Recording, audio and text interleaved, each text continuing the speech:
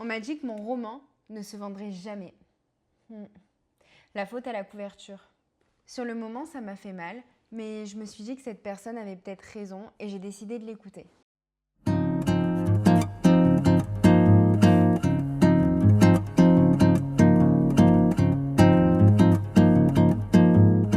Mon roman parle de cinéma, de quête de soi, de changement de vie, de réalisation de ses rêves, dans un décor purement new-yorkais.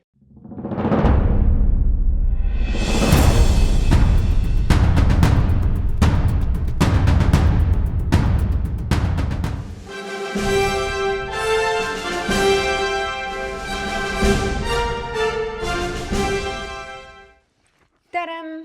Ça, c'est la nouvelle couverture de mon roman. Bon, là, on est en effet en mode selfie, donc c'est inversé. Mais on peut voir que... On voit le titre, j'ai ajouté un sous-titre. Il a tout réussi sauf sa vie. On voit la ligne d'horizon new-yorkaise et la marquise, comme ça, qui rappelle les cinémas new-yorkais.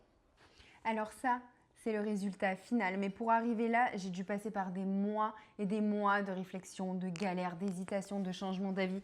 J'ai testé plein de couvertures différentes, des couvertures illustrées, des couvertures plus sobres.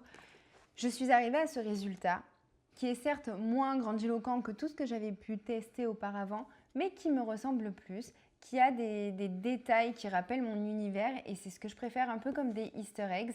Et je suis sûre et certaine que Stanley Bennett aurait adoré mon roman et ma couverture surtout.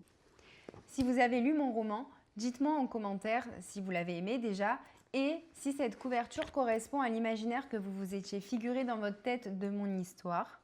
En attendant, je vous laisse à votre lecture. Mais n'hésitez pas, si vous avez aimé mon roman, mettez-moi un commentaire sur Amazon, c'est super important pour moi parce que ça booste l'algorithme de ma page produit et ça va permettre de toucher plus de lecteurs. Et si j'arrive à toucher plus de monde, alors peut-être qu'un jour, je pourrai réaliser mon rêve ultime.